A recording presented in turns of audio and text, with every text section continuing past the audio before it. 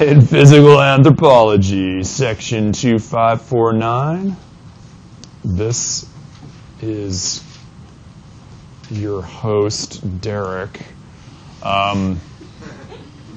is the 12 o'clock class. Okay, so I should be able to move this. No, I don't want to stop. I want to move it. All right, let's do it this way. Okay, so last time we were talking about the... this has to move. Why is this? There we go. Okay. Last time we were talking about, I think the last thing we talked about was the Dimitri and the Fox experiment, and I mentioned, yes?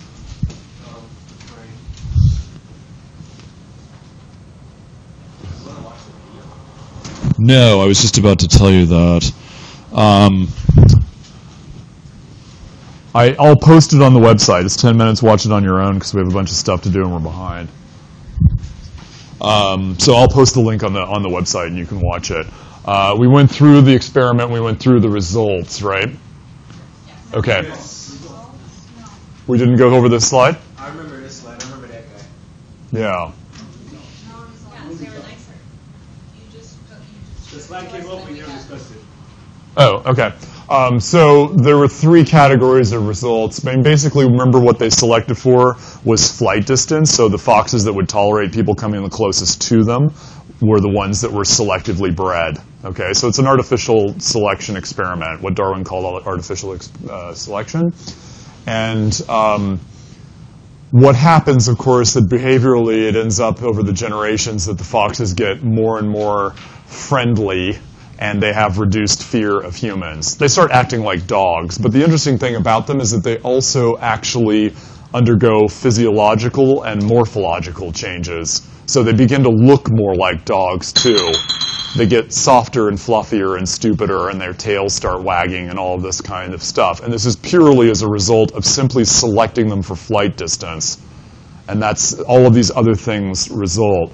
So what it sort of shows is, you know, how easily and quickly within a few generations people could have domesticated dogs historically. I mean, that's part of what the experiment shows. It also shows that if a behavior is selected for, then genetically you end up with differences in physical traits that follow from that, basically. And this is an important finding for evolution because it means that if animal behaviors change in the wild, then physical traits can result from those behavioral changes. The reason this is important is because it's much easier to change your behavior than it is to change your physical traits, right? So for example, let me give you an example. You know, Darwin's model for speciation works like this. You have an original population that splits. This is the original population, okay? Sometimes people call it the ancestral population. This is the present day up here. This is a hell of a long time ago down here. And at some point, this original population, it can be anything, let's say it's a few hundred or a few thousand Darwin's finches or something, splits into two, generally speaking, because part of the population is separated from the other, sort of geographically, perhaps by some sort of barrier, okay? Some sort of physical barrier, a river, a mountain, they're on a different island, this kind of thing. Then what happens is that over time, the two populations evolve greater and greater differences until they're so different they no longer mate with each other, okay? Now, we talked about this with lions and tigers, right? Because they're still in this kind of gray area where they're capable of producing offspring, but they're on their way. They're fully speciated, but they're, you know, it hasn't been a great deal of time, so they still can produce offspring. They don't do it behaviorally, right? So behavior is really the main thing that prevents them from having offspring together. It's not the physical traits. And that illustrates this consistent fact with animals, and perhaps humans as well in this sense, that behavior can be changed more quickly and easily over evolutionary time than traits, or what we call morphology. Okay? I can give you another example of a behavioral barrier to members of a species breeding. North American sparrows, like the sparrows you see around here, sing different little songs all over North America. Okay? So if you do an experiment and the male sings the song for the female, it's like the Y sex film, right? It's sort of, instead of a peacock's tail, the male does this little song and the female decides if she likes him, right? Sort of like the nest building, but except it's the song. So he's kind of performing his song for her, and all the rules that we talked about with with peacocks and the sexy sun hypothesis and all that apply to something like songbirds too. In other words, it's in the female's interest to have offspring that actually sing well, male offspring that sing well. So she's going to pick the guy with the best song. Well, what happens is that North American sparrows live all over North America, but they sing slightly different songs in different places, right? So if you get a female from Los Angeles and a male from New York, he's going to sing his little New York song for her, and she's not going to like that song because it's not the song that she's used to, right? He's singing rap, and she wants jazz or something, right? So she's not going to care about him, and he can sing his little heart out. In fact, he could be the greatest singer, but he's not singing the right song, even though, right, like the tiger and lion or some of these other examples we talked about, they're fully capable of interbreeding together. That behavior, we call it a pre-mating behavior, something that an animal does prior to mating to demonstrate that they're a good mate. Kind of like you going on a date, right? Except that, in this case, that pre-mating behavior is not the one the female's looking for. So you would say that those two populations, even though they are morphologically capable of reproduction, are actually reproductively separated by the behavior, right? Remember, the definition of a species was a group of reproductively isolated organisms, okay? So basically, some years ago, really in the last 15 or so years, a number of bird species that had been previously called separate subspecies but members of the same species were fully classified as distinct species because of this. Because under natural conditions, they don't actually mate with each other, even though they're capable of it, right? It's the same sort of example that we talked about with lions and tigers. So the point here is that with the foxes, what you have is an artificial example of a behavior that's being selected for by the breeders of the foxes that has a secondary effect of producing all of these physical differences, okay? And very, very quickly. I mean, they managed to do this through selective breeding within, a very small number, less than 10 generations. They had basically like pet foxes, essentially. Watch the video, it's fun. It's fun because the foxes are cute and they act like dogs and they're sort of dumb and stuff, just like dogs are, right? But they become dependent on people. They become kind of stupid. They can barely fend for themselves, like my dog, like Carlos. Right? My dog's name was Carlos. Carlos, I'm afraid, has passed away. But I had a yellow lab named Carlos, who's coming up in today's lecture, by the way. And Carlos was really cute and really loved me, but he was really, really stupid. And I used to think, I used to dream of like Carlos going back to the wild. What might happen if Carlos went back to the wild? And he wouldn't last a minute. He could barely feed himself. He could barely find the dog bowl with the food in it on the kitchen floor. I used to hide cheese. Like I did this thing because I'm going to teach Carlos to be a better wild animal. So I started hiding cheese around the apartment. Like I'd watch a movie and I'd hide some cheese in different places and I'd see how long it took Carlos to find the cheese. And like about 30 minutes into the film, Carlos would be lying there, doing his thing on the bed or on the floor. And then all of a sudden he'd kind of wake up and he'd stick his nose in the air and he'd start sniffing like this. And then you could see that he sort of realized there was cheese somewhere in the apartment. This is all routine, so he sort of got attuned to it. And then he'd start sort of walking around the apartment trying to find the cheese. It literally took him till the end of the movie to find all the cheese I had hidden every single time. It's crazy. He never got any good with it. So he probably wouldn't be able to go back to being a wild animal, which is sort of what happens to domesticated species. They're very friendly, but they lose their ability to do what wild animals do, right? So many of the physical characteristics that are necessary for a wild animal to be a successful hunter change as a result of this behavioral selection in this experiment. It's quite interesting. I'll put the link to the video up on the website so you can watch it. It's worth watching. Okay, let's talk about Mendel and the laws of inheritance then. Right.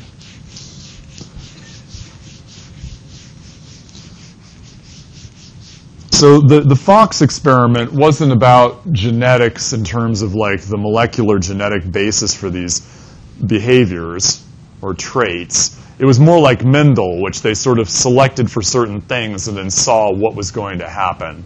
Okay?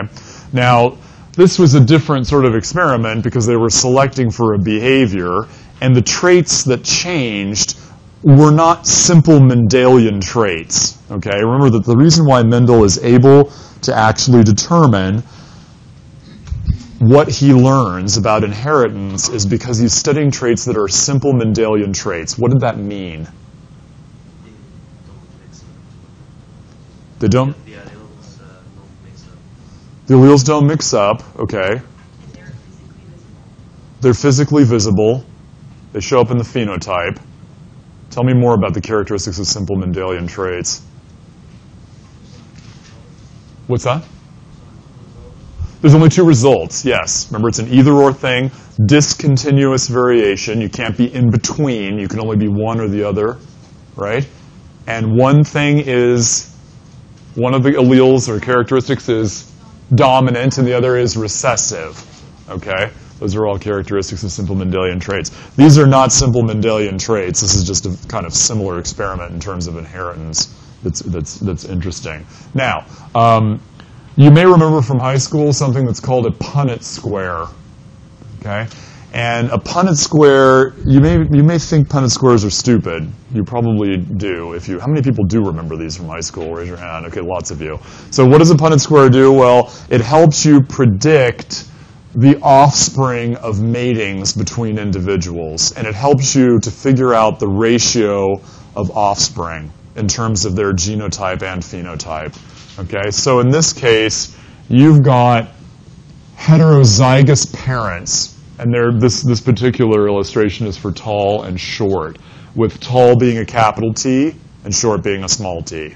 Okay, so to do a Punnett square for a mating of two heterozygous parents, what you're going to do is list one parent along the side and one along the top. And it's one trait where a parent is going to be contributing one or the other of its two alleles to its offspring. And then those will combine with the other parent, and you will have the offspring resulting. Okay? So, if the parents are heterozygous, each parent can contribute either the dominant tall or the recessive short, small t, allele. Okay? So you put one here, the other here for each parent, and then you put the contribution into the cell. So this result would be two tall, one here and one there. This would be one tall and one short. There's the short, there's the tall, etc. Then you fill this all out, and you can then, from your Punnett square, deduce what the phenotypic ratio is of the offspring. So you know that they're only short if they're homozygous recessive, which means you have one offspring that's homozygous recessive for every three offspring that are either heterozygous or homozygous dominant. So you get one short offspring for every three tall offspring. And that's what a Punnett square shows you. Okay? Let's do another exercise just to make sure that you get this down. And this is a very simple Punnett square. One of the reasons why most of you probably think Punnett squares are stupid is because in a lot of bio classes, people don't go too much further than this. But they get useful when things get more complicated. But just to start with a simple example, let's say we have a characteristic called cooties. And cooties are recessive, and here's the information you need for your Punnett square. We have a condition called cooties. That's recessive. Your mama has cooties. and your daddy is a heterozygote. Okay.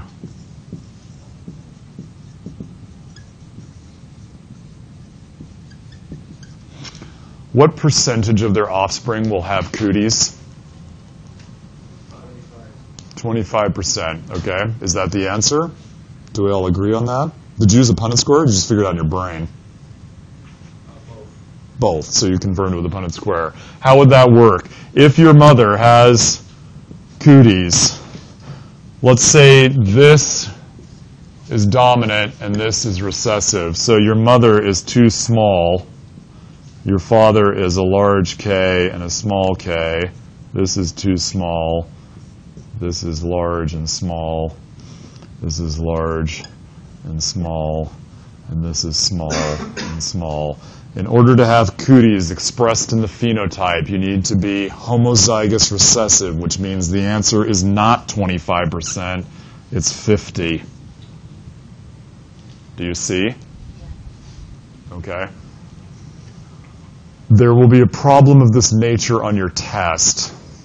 It will not be any more difficult than the information I just gave you. All you need to know is that cooties are recessive, because if they're recessive, your mama she must be recessive homozygous. She has to be, if she's got them. Got them meaning they're expressed in her phenotype. Okay? Is everyone following this? Do you want to do another example? Sure. Okay, let's do another example.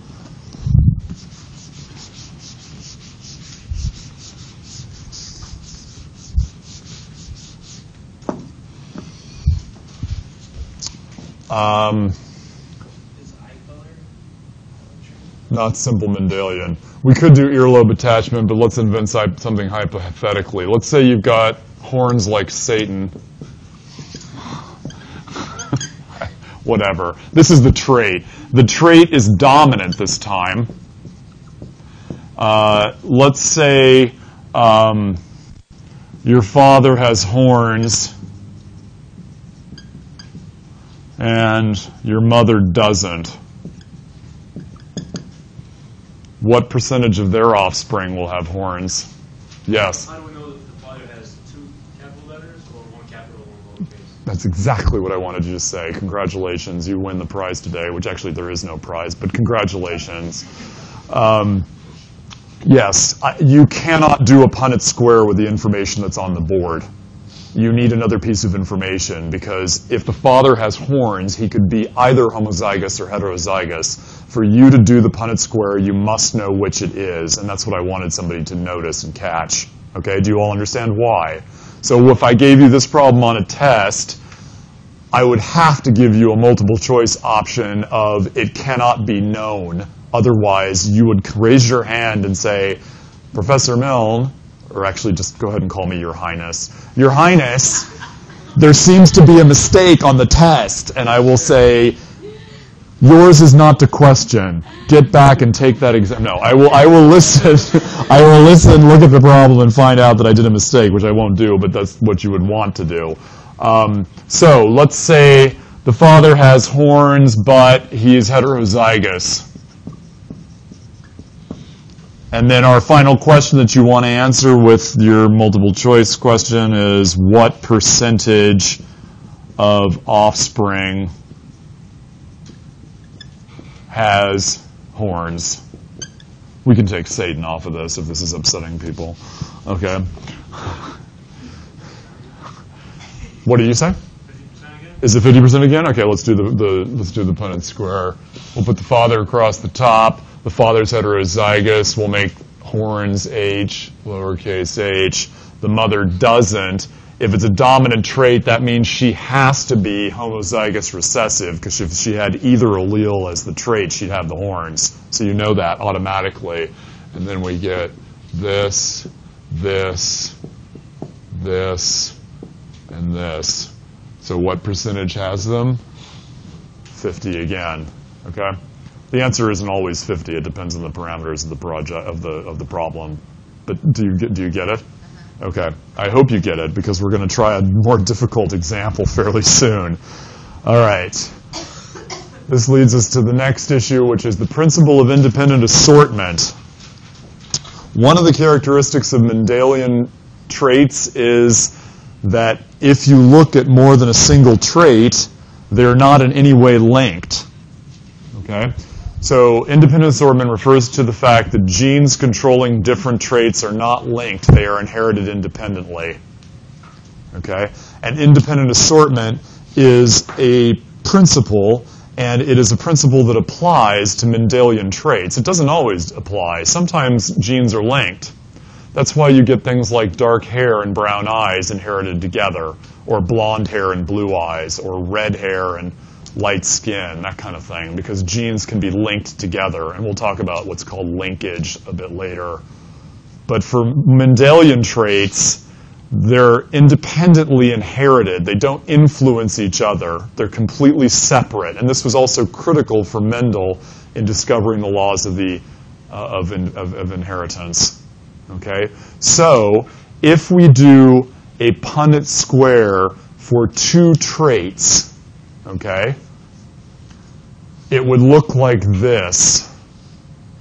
Okay, if both of your parents, if a parent is heterozygous for both traits, both of two traits, they are called a dihybrid. That is what that term refers to. So when I say dihybrid cross ratios, what we have are a mother across the top, her gametes are indicated by eggs, and a father down the side, these are indicated by sperm, that are heterozygous for both of the traits in question. Okay? And that means that there are 4 possible combinations of gametic contributions they can make to the next generation, right? So the mother could contribute 2 dominant or 1 of each, dominant and recessive of both combinations, or both recessive, right? So when you fill out the Punnett square for 2 independently assorted traits, your Punnett square no longer has 4 cells, it has 16 possible combinations, right? 4 columns for the father, 4 columns for the mother, 16 possible combinations. Now this particular Punnett square is focusing on the P's again, and what it's looking at are the 2 traits of color, which is either yellow or green, and texture, which is either smooth or wrinkled.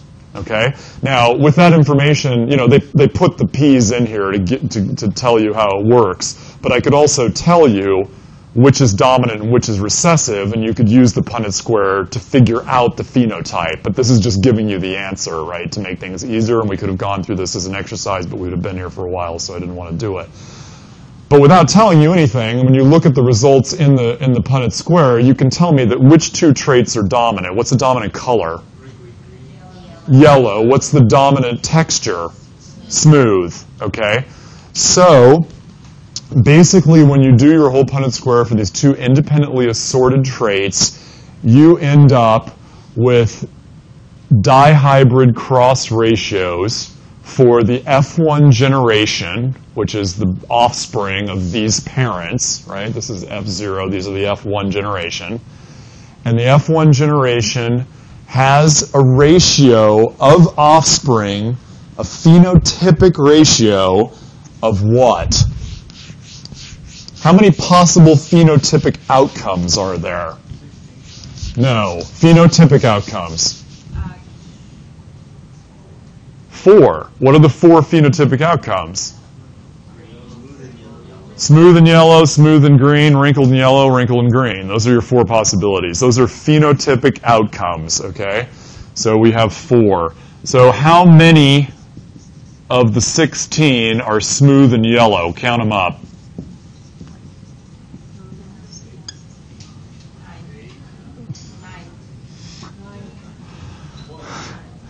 Keep, oh my God. How many are smooth and yellow? 9. Good heavens. On the test, you'll figure it out for yourself. All right, wrinkled and green, and then wrinkled and yellow. Okay, how many are wrinkled and yellow? 3. How many are smooth and green? 3. How many are double recessive? 1. So Your dihybrid cross ratios in the F1 generation for a mating that's occurring between traits that are independently assorted are 9 to 3 to 3 to 1. Yes, Your Highness. Everyone nod right now and act like you know what I'm talking about. All right. That's excellent. Do you get it? Ask me questions. You do? Are you following how this is working? Yes. So this comes up in the test. Would it be questions like you just asked now, or would we have to come up with our own massive squared again? I would give you the information like I gave you on the previous problem, and then, for example, let me get you want a hypothetical example of a problem that would be along this sort of level of difficulty. Okay, in this case, I told you that they were both dihybrids. I could say that, we could say I could give you this information in a hypothetical problem that would differ from this, and you could do your own Punnett square. So you have two parents. Right? Obviously, you have two parents. You've got the father and you've got the mother. You've got two traits. The two traits are, let's just stick to the same traits that are in the overhead so it doesn't confuse people. The two traits are color with yellow dominant and green recessive, obviously, and then, P surface, which would be smooth or wrinkled, and smooth is dominant.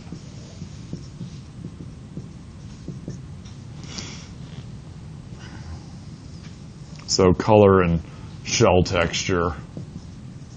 Okay? So smooth, and here is yellow dominant. So I could give you information of the sort that your father is wrinkled and green, and your mother is a dihybrid. Give me the phenotypic ratios of this mating. Shall we go through it? People are shaking their head and looking at me like we're no longer friends. Do you need a hug? Should we take let's take a hug break. You guys, migraines are not communicable. You're not going to get my problem, okay? It really wasn't migraine. It wasn't like, some sexually transmitted thing. I've got that too, but that's another story. No, what? You're out of questions today. I'm sorry. I'm still confused a little bit about the definition of the homozygous and a heterozygous. Homozygous means you have two alleles of the same type. Right. Heterozygous means you've got one of each. In a Mendelian example. Right. Yes. Okay, so let's do this. Let's do it. Yeah. What is that? I just told you. Define exactly. Dihybrid means, what did it mean? Who remembers? Yes. Two heterozygous traits? Yeah, they're heterozygous for both traits. Okay, why don't you take a minute and attempt to do this, and then we'll do it on the board. Come on, play with me. Just try it. How many cells will your Punnett square have? 16, like the one on the board. It's just that the different gamete contribution possibilities will differ. Okay?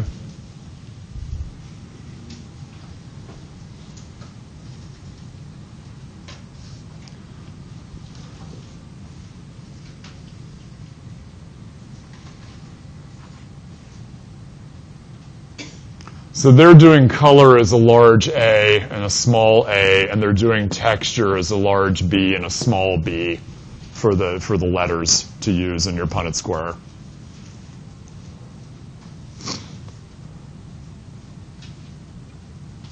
I know it's probably hard to read the overhead if you're sitting in the back of the room. I get it.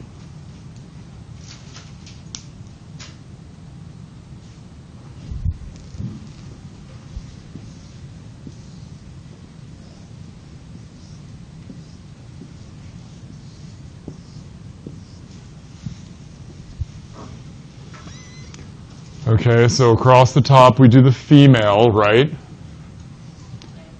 This way, and down here we do the male. The male's a dihybrid, which means the male contributions are going to be exactly the same as the one on the overhead. So you're covered there.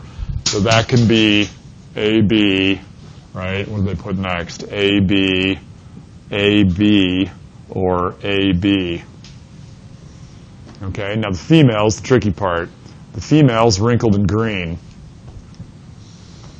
To be wrinkled in green, what do you have to be?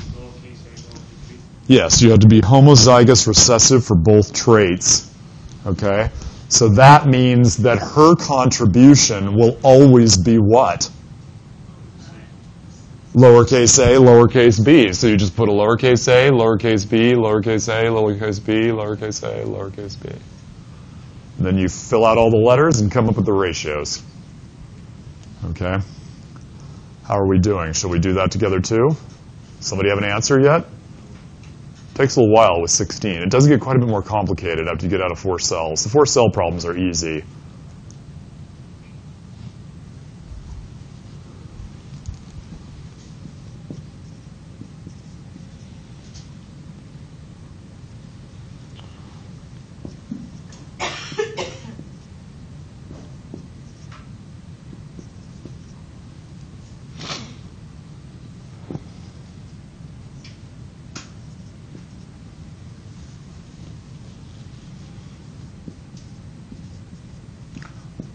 And it's easy to fill this out because the rows are all going to be precisely the same all the way across because of the mother. Do you see?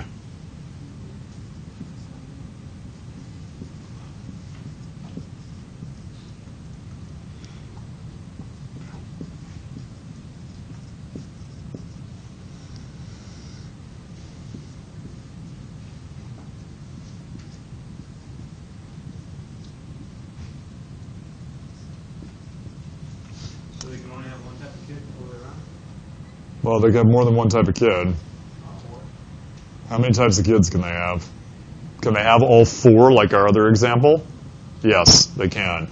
So all 4 of these are going to be what along the bottom? They're double recessive homozygotes like their mother, so they have to be, they're all wrinkled in green. Right? So what we're trying to figure out here, the end point of this problem, is to get to the phenotypic ratios of the offspring. Right? So we have 4 wrinkled in green. What are these guys?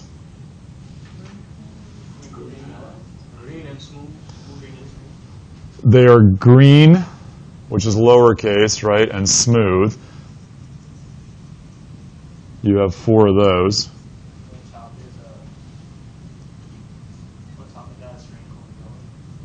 Wrinkled in yellow.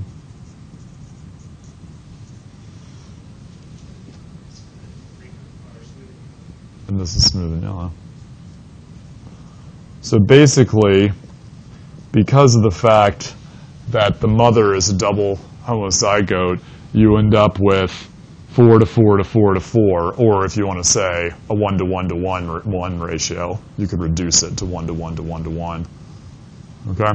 So the end result of the problem isn't particularly tricky, and you might have realized that if you're sort of a mathematical person as soon as you started filling these out, because each row is identical due to the fact that the mother's contribution is identical. It actually gets messier when both parents are dihybrids, right? But could you have figured out in your head with an independent assortment problem of this type that the ratio would end up being 1 to 1 to 1 to 1? No, you needed a Punnett square to do it. Okay?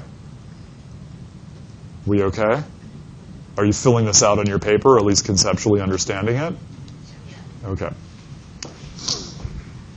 All right. Now, the thing about Mendel's examples is that they're all really simple. The last one probably doesn't seem so simple to you, but if you were stuck in a monastery for most of your adult life, incidentally, Mendel suffered from a test-taking anxiety problem that was so bad he had to drop out of the University of Vienna, which might be something you can actually relate to if you have test-taking anxiety, which practically every student in my class now says they do. It's just a standard diagnosis for being a student. But Mendel's was so bad that he would throw up during exams. I recommend this if you want to get out of taking an exam. Try throwing up. Usually your teacher will let you go if you throw up, particularly if you throw up on another person. That usually they'll let you out of the test if that happens. But in reality, genetics and inheritance are more complicated than these examples. The examples are simple, and that's why Mendel was able to discover what he discovered. So things get more complicated. Let's look at some deviations from Mendelian genetics. Okay, some ways things get more complicated than the pea plants. Way number one is called polygenic inheritance. And polygenic means many genes, or more than a single gene will influence a trait. And a good example of this is skin color. Okay? Now, in the example of skin color, first of all, polygenic trait is influenced by more than one gene, as I just said. In the phenotype, polygenic traits result in continuous variation. Okay? Meaning that you're not either yellow or green with something like human skin color. You're on a spectrum from very light skin to very dark skin. And if you line everybody up in the room, which I actually used to do in this class, it was rather upsetting to some people, from the lightest to the darkest person, right, you can see that it's not like pea color. Everybody forms a spectrum. Okay, it's not a black and white world, in spite of what people sort of think sometimes. Incidentally, females in all human populations are 3 to 5% lighter in skin than males. And that seems to be due to calcium needs, but we'll get to that when we start talking about population genetics. So basically you get continuous variation, which is shown here, light to dark. Now in skin color, which like hair color and stature, how tall you are, is a polygenic trait, an interesting thing happens. I should say also, we need to be clear here. Like stature, skin color is something that is not simply genetic, but has a genetic basis. It's also influenced by the environment, right? So theoretically, no matter how light-skinned you are, you can get darker by going out in the sun because your body will produce melanin. So actually what we're talking about here is not skin color per se. What this example is really about melanin production, to be clearer. Because it's not exactly the same thing. I say skin color, but to be clear, we're really talking about the genetic basis for melanin production that you as a human being have. Okay? Now, in melanin production, the model generally is that no gene is dominant over another gene. And that's called incomplete dominance, and that is something that itself is a deviation from Mendelian genetics, because you didn't have incomplete domination with any of the other examples I showed you, incomplete dominance. Generally speaking, though, dark is dominant over light. Okay? So in this model, what they're giving you two trihybrid parents. In the model itself, in the overhead, they're saying that there are 3 genes that control this. That is a vast simplification of the genetic loci that actually impacts skin color. But don't worry about it. We're just kind of illustrating this as an example. But this is a simplified example. So basically, in this example, they're saying there are three genes with 2 alleles each, and the 2 alleles are light and dark. And they all combine together to determine how dark or light you are together, okay? And basically how dark or light you are is a function of how many uppercase or lowercase letters you have. So since dark is dominant, the more uppercase letters you have, the darker your skin is. The more lowercase letters you have, the lighter your skin is, okay? The less melanin you produce, basically. So what we find when we have 2 trihybrid parents is that our Punnett square no longer has 4 cells. It no longer has 16 cells. It in fact has how many cells? 64. Okay? 4 to the power of 3. Right? 4 to the power of 2 is 16. 4 to the power of 3 is 64. Okay? So you have 64 possibilities because along the top, the parent has 3 of, 2 possible combinations of each of 3 of the different genes at stake. So here you have 4 across the top, and here you have more. So the Punnett square gets larger. Now, the Punnett square is such a mess that they actually show you this information using a histogram here. And this is the fraction of the progeny, meaning the offspring, that have these different phenotypes, with dark being all the way over here, all capital letters, and the lightest being over here, and the other phenotypes falling in the middle. So if you have two trihybrid parents who are themselves right in the middle of this, see, they fall here, the most likely phenotype for their offspring is going to be just like they are. Okay? And that's why this bar is the highest. It in fact accounts for 25 out of 64 of the offspring. Okay?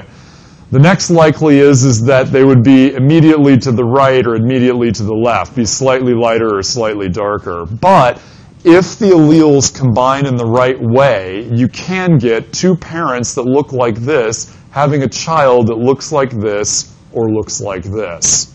Okay? Which explains why it is parents and kids don't always look alike. Okay? So let me assure you that if you are significantly lighter or significantly darker than your parents, it does not mean that your mother had sex with the milkman. Okay? Which you've probably spent your whole life suspecting. Okay? Because it is not, as people thought prior to Mendel, always the case that the offspring are a blend of the parents. That is the normal phenotype, but these other things are possible. Okay? Which is precisely why, in reality, you get situations like this. Okay? The two parents on the outside of this group photograph have a combination of Caribbean and white British heritage. So they're part black and part white, if you want to put it that way. They both are. They are the parents of these fraternal twin daughters, who fraternal twins come from separate eggs. There was a paternity test. Of course, they knew the mother was the mother, right? She had the kids. You don't have to test for motherhood. But they tested for the father, and this is, in fact, the father. And that is their daughter. Now, in reality, over 70 genetic loci actually impact your skin color, not 3, as in the previous overhead. That was to simplify things. So basically, when they did the math, the odds of this happening appear to be about 1,000,000 to 1. Okay? It raises numerous interesting questions, like, is this girl black? Right? Can she claim she's black on an application? She doesn't look like she's black. She won't be treated like she is by other people, but it is, after all, her heritage. Right? It basically illustrates nicely the problem of basing social categorization solely on the basis of phenotype, which can be actually somewhat deceptive. It also illustrates the fact that you don't necessarily look like a blend of your parents, and it doesn't necessarily mean that your mom was cheating on your dad. Okay? It isn't, I mean, this is an extraordinary example, but nevertheless, there you go. Yes? I wonder if she has the same sort of hair as the other girl, usually. The same hair, meaning Like the texture? the texture. She's white Um, and then the other Well, I'll tell you again, you get this phenomenon called linkage. So things like, brown hair and brown eyes go together. And that might also include curly hair, or she might have straight hair if that was linked to her blonde hair, which it often is, but not always. So my guess is that her hair might be curly and it might not be. Also, curly hair is something that can result in blending inheritance. So curly hair is not Mendelian in the sense that, like, if you have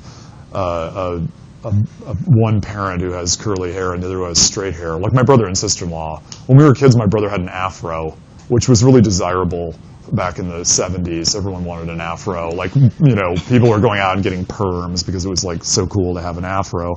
And my brother had one, and everyone loved it, right? Everyone thought he was really cool, and which is great. I thought he was really cool, too. I really wanted one. I was always really jealous. And there was this really funny picture in the junior high yearbook, and when we were in junior high, of my brother and this girl called Tahaka, and they were having, like, this afro growing contest to see whose afro could be bigger, and the picture is like them standing arm in arm with the afros, like, going out of the picture. It was really funny. Now he's lost all his hair tragically and is bald, but that's, just his own sad story. Anyway, when he and my sister-in-law, who's Japanese, had kids, what they had, their daughter has sort of wavy hair, right? So hair is also something where you can have a result that is not Mendelian. It's not either or. Like the kids don't either have the afro or have straight hair. They can have a mixture of it, and that's because of polygenic inheritance. Hair texture is also polygenic. Okay, does that make sense? So the girl could have either result, and I can't really tell from the picture. And every once in a while, I go online to see like where they are now. This was taken in 2005, so pretty soon they'll hopefully show up in one of my classes or something. Actually, they won't because they're from England. But in any case, yeah, they are getting older, I think. Well, I haven't checked in a couple of years for them. All right. Deviation from Mendelian genetics number 2 is called pleiotropy. And pleiotropy is when a single allele can affect an entire series of traits. And an example of this would be sickle cell anemia, where one mutant gene results in, do you like my arrow? Look, pretty good. Now this is like one of my most elaborate special effects attempts in my various lectures. One mutant gene results in a single amino acid substitution in the hemoglobin protein that then produces many symptoms. Want to see it again? Look, one more time. Ooh, yeah. Pretty good, huh? So pleiotropy is when a single allele affects more than one trait, affects a series of traits. You don't have to write all this information down, just understand what pleiotropy is. And you might note that sickle cell is an example of it, because sickle cell is going to come back up when we talk about population genetics. You may have already read about it in the book, actually, if you've gotten that far, the textbook. Okay? What that means is that in a Mendelian world, you have a model that looks like this. Each gene has a distinct biological effect, gene and effect. With polygenism, many genes contribute to a single effect. Here's a whole bunch of genes, and they contribute to a single effect, like, say, skin color. In pleiotropy, you have the opposite. So instead of many genes affecting one trait, you've got one gene affecting many traits. Okay? So understand that polygenism and pleiotropy are opposites in what they mean. Okay? It's sometimes hard for people to remember what pleiotropy is, but polygenism is easy because poly means many and gene is in the word. So many genes, one trait. Pleiotropy is the opposite. One gene, many traits. And that way you can remember what they are. Which means that the reality, and the reality is even more complicated than this, but even superficially, the reality of the relationship of genotype to phenotype, which is what gene to effect really is, to use the more technical language, is a big mess that looks like this, not something like this, which is sort of how most people in their brains conceptualize the genes. There's this gene, it does this thing. And it's like, well, no, it's really more like this. And it's actually even more complicated than this, as you will see as we go through more examples, right? But a lot of people sort of go through life with this model of how genes work in their mind, and it's important that you not think of genes as being this simple. It's not this simple, okay? Okay, so far we have had pleiotropy, we have had polygenic inheritance, and we have had incomplete dominance as 3 examples of deviations from Mendelian genetics, okay? Let's talk about some more. Genes can switch each other on and off, and we'll get to switch genes in a minute because they're another complicating factor. But yeah, the answer is yes, by switching each other on and off. Okay, so 2 more deviations from Mendelian genetics. We had incomplete dominance. Now we have codominance and multiple allele series. And this will be a little easier for you to grasp because it relates to a system you're probably familiar with, and that's the ABO blood type system. Okay? Now, most people, or a lot of people, are aware of 2 ways their blood is classified. One is the ABO system, and the other is another system that's positive or negative, right? So how many people know what their blood type is in here? Okay, what are you? O positive. O positive? B positive? AB positive? B positive. B positive? O positive? O negative? A positive? A positive? Who else? AB positive. Interesting. I don't usually get too many of you guys. O negative? Nice. So that means the winner, although it was a closer competition than it usually is in my class, was O's. Okay, we're not talking about the positive-negative system here, which is another system of classification. It's necessary to know this for blood transfusion purposes. That's why you know it. Let's talk about the ABO system. Okay, the positive-negative system is Mendelian. You're either positive or negative. There's only two results, and they, it's like green or yellow peas, basically. So let's forget about that system and talk about this one. Okay, so these are the different possible combinations. You're going to have two copies, one from each parent, and you're going to be, you could either be AA, AO, BB, BO, AB, or OO. These are all the possible genotypic, combinations. Okay, the phenotypes that can result, however, are less numerous. So you're either going to be AB, AB, or O in the phenotype. Okay, that means that O is what? What is O? If you're AO, your phenotype is A, which means that O is what? Recessive, okay? But A and B are co-dominant, meaning that they're both dominant over O, as in these two cases here, or if you have them together, neither is dominant over the other, and you're AB, okay? So the fact that neither is dominant over the other is what we call co-dominance. They are both co-dominant over O, okay? It also is a deviation from a multiple from Mendelian genetics because it's a multiple allele series. Unlike the Ps, they're not only two phenotypes, right? There's not only green or yellow. You have A, B, and O. That's three. So that's more complicated than Mendel as well. Now, this system isn't particularly complicated, actually, but it is more complicated in two ways than Mendel's P plants were. Okay, so multiple allele series and codominance are two more deviations from Mendelian genetics that we find in inheritance. What else can I tell you about this? Oh, I know what I can tell you. Yes, go ahead. Codominance can only happen if it's part of multiple alleles. Yes. Well, and theoretically, if you had two alleles in a series, they could be codominant, meaning that they would both be expressed in the phenotype and neither would be dominant over the other. But that's usually termed incomplete dominance. Codominance implies that the two that are codominant are dominant over something, so it would have to be a multiple allele series. Yes, you're right. One point to be made here is that, do you know what the world's most common blood type is?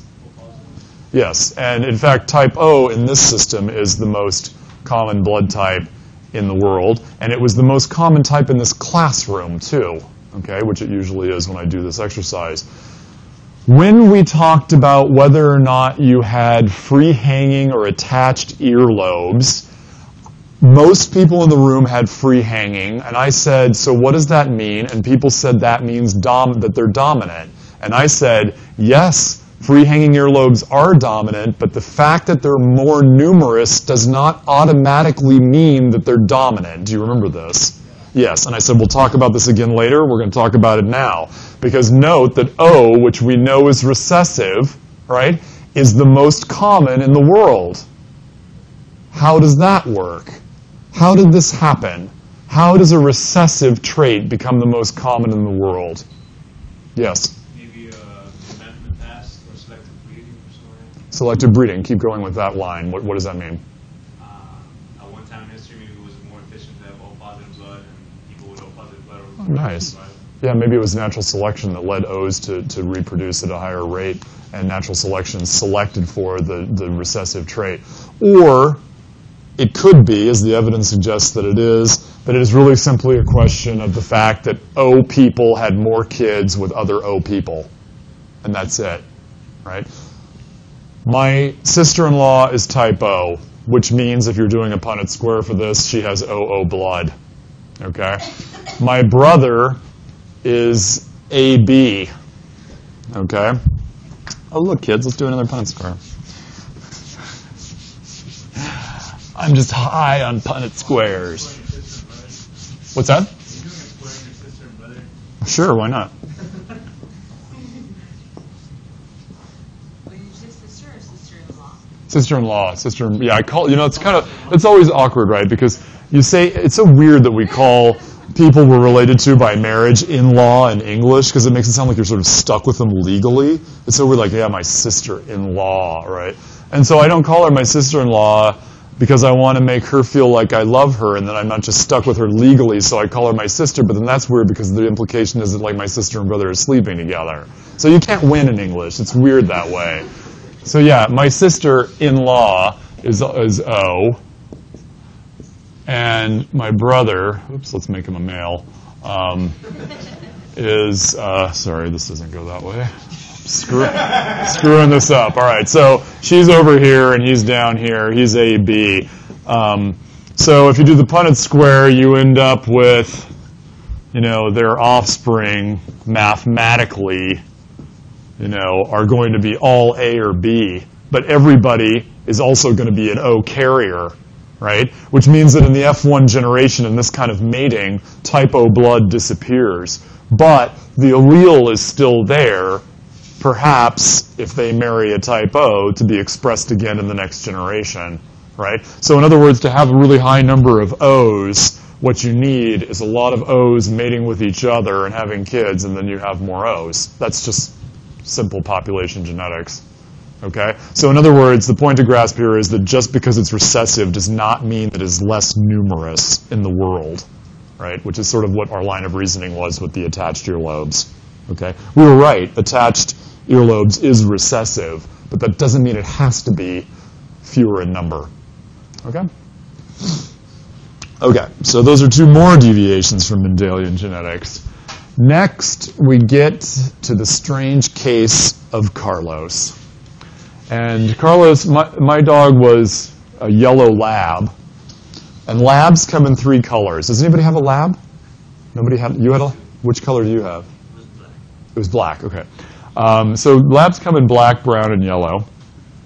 And they illustrate the notion of what is called a regulatory gene, or a switch gene, or a transcription factor, which is the term that will be used in your reading. And basically, this idea is that in some cases, one gene can switch another one on or off. And that's what's going on with the labs. So, coat color among Labradors arises through an interaction between the alleles of 2 genes. Okay?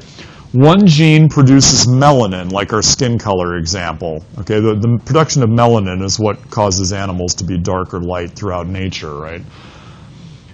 Allele B, capital B, which is black, so black is dominant to allele small b, brown. Okay, so B is melanin production.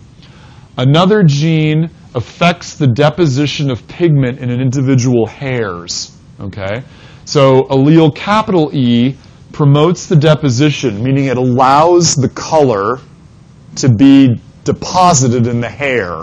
Okay, but in the case of the recessive homozygote, which is 2 lowercase e's, the gene will block the deposition of the color, and the yellow dog results. And if that happens, the double small e homozygous recessive, it doesn't matter whether the dog would have been black or brown because it is turned yellow by that switch, switching off the color. Okay? So the 2 genes have a relationship that's more complicated to one another than anything Mendel thought. Okay? And now it is time for your first extra credit opportunity. Let's see if you've grasped what you've learned today. I want you to take out a piece of paper. I want you to put your name on the top of it.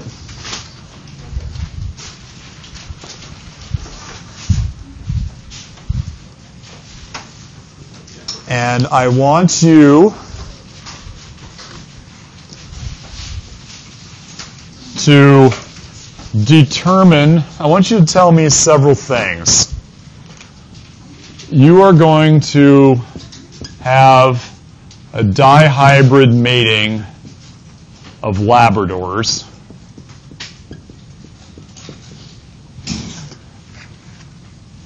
Both male and female are dihybrids. Question number 1 is, what color are the parents in the phenotype? Question number 2 is to draw a Punnett square which shows the results of the mating of those parents. And question 3 is to produce the phenotypic ratio of offspring that result from that mating using your Punnett square. Black and brown, right? We're not considering the... I'm not giving you another piece of information. I have no idea how you drew that conclusion, but that's fine. There's your tip.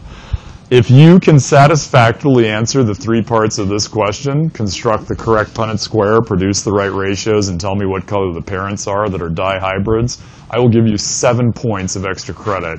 If you can get any part of this correct, I will give you partial credit.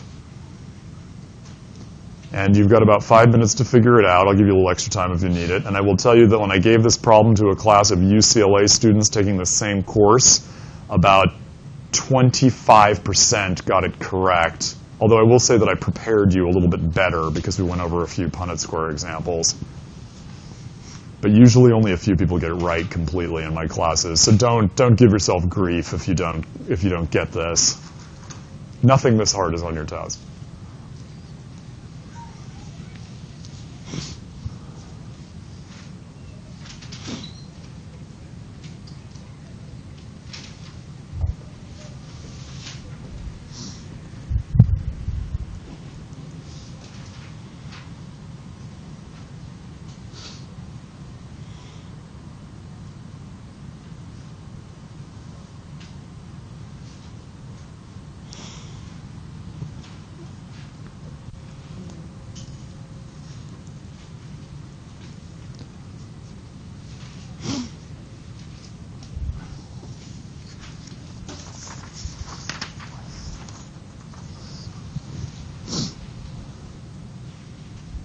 Even if you have no clue as to what I'm even talking about, make sure you put your name on the paper so I know that you're here today. Actually, if you can just draw a picture of a dog, I'll give you a free point. That's it. Just draw a dog picture. I'll give you, so you can get 8 points. You get 1 point for the dog picture and 7 points for the answers. It doesn't matter how simple it is. Give me a stick figure. I want everyone to feel part of things and be included. What's that? Both parents are dihybrids, yeah.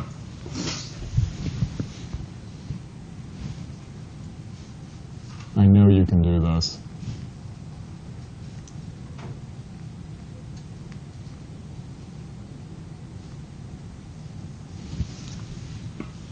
You can do it. Put your back into it. It's my favorite song, by the way.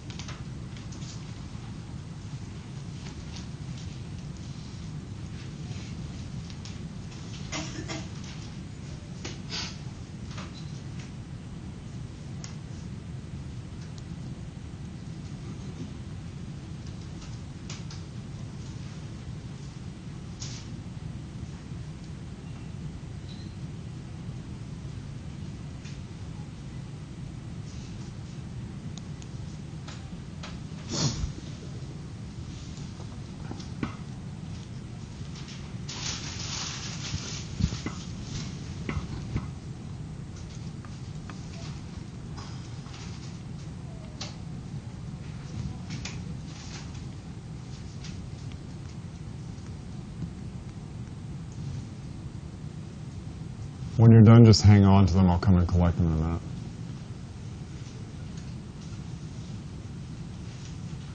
Sometimes I do these little make sure you're listening type extra credit exercises, but they're usually extra credit, so you're not penalized if you're having a manic Monday or something.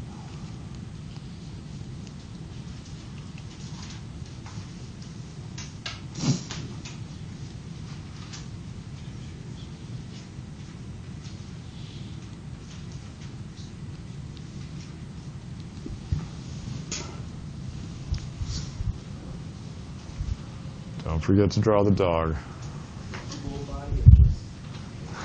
If if I can just recognize that it's a dog, I'll give you the point. If I can't tell it's a dog, then I'm going to have to not give you the point.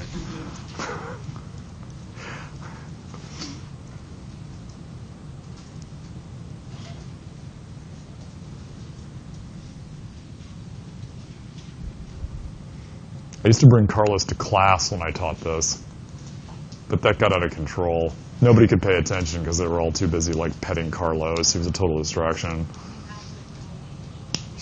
He was old. He was 13, which is old for a lab. Yeah, he had a lot of problems. Makes me sad.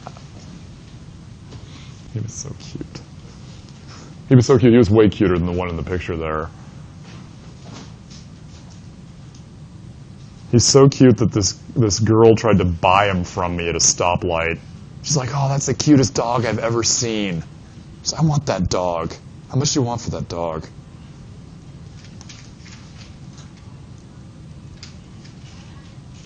And I said, I don't know, $3.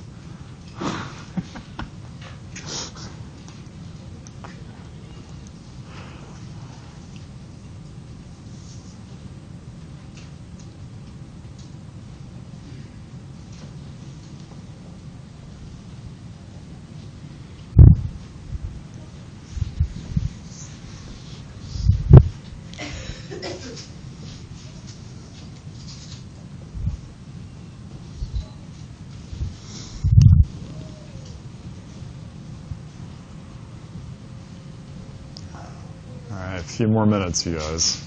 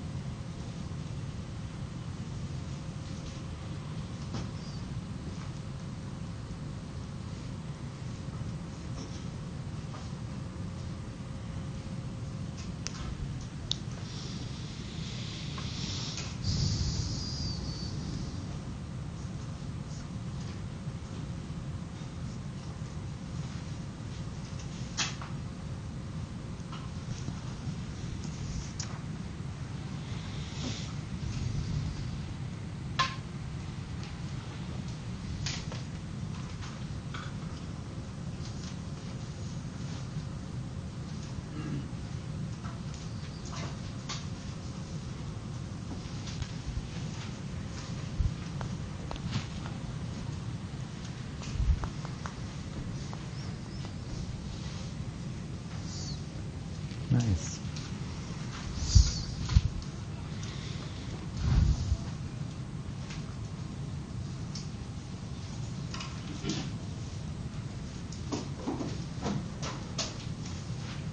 Okay, about 2 more minutes.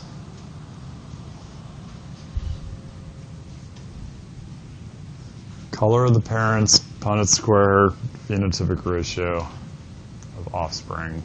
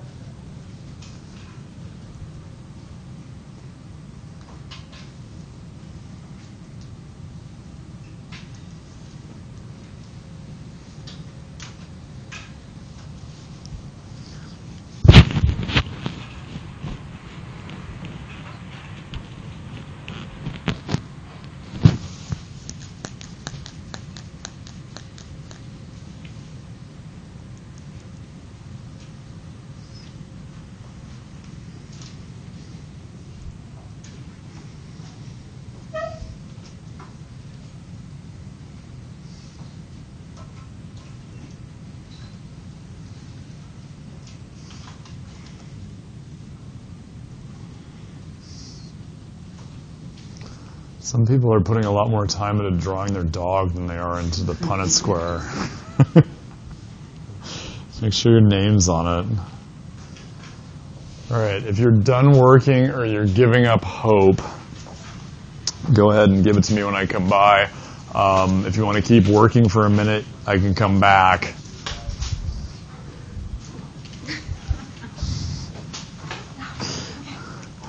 Thank you. Skippy the dog. Wow, I got some great dogs.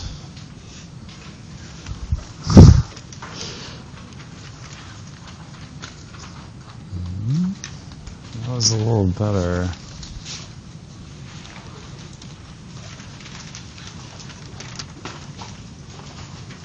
And just hang on, I'll show you the right answer when I get them all, and then we'll be done today.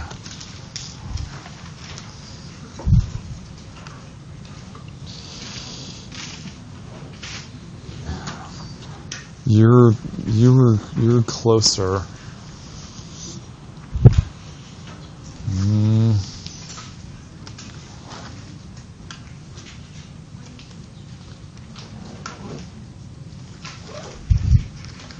You got part of it.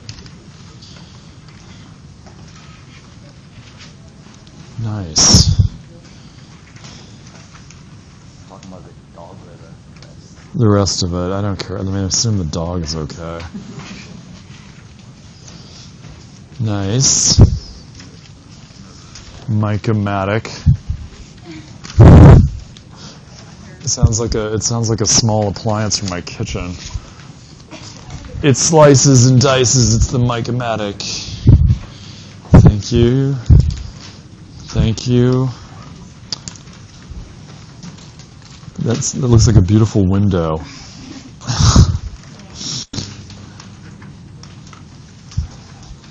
Carlos. Nice. Yay for Tatiana. Very good. Very good dog. You can park credit. You got some of it. You got some of it. All right, is there anybody whose paper I do not have? I need them now, please.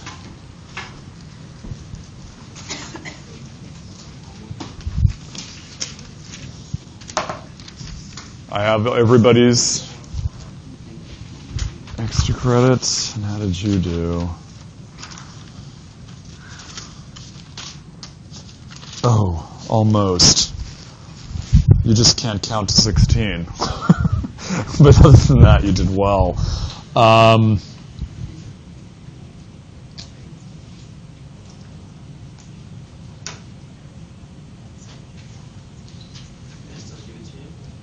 Yeah, I didn't collect it. Let me have it.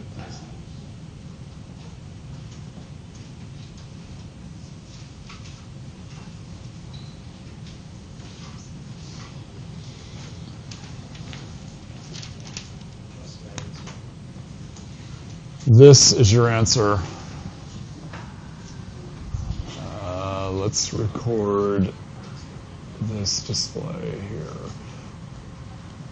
All right. So your parents are dihybrids, which means they have alleles from each. They're heterozygous for each trait, which means that, like the second Punnett square example we went to, your Punnett square will have 16 cells. Most of you figured that out. They have these possible gametic contributions, okay?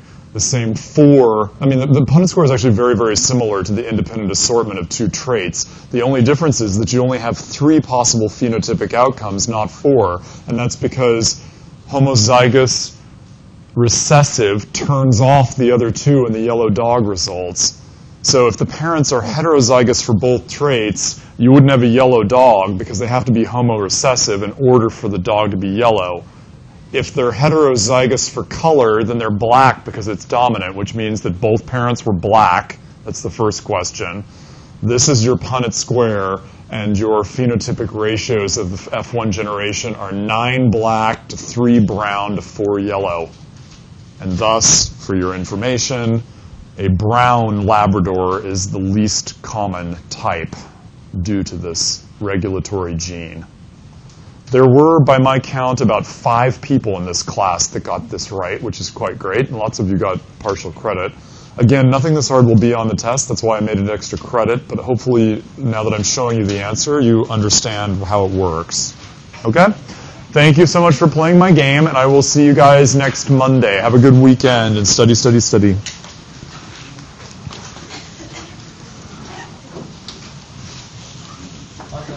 Take care.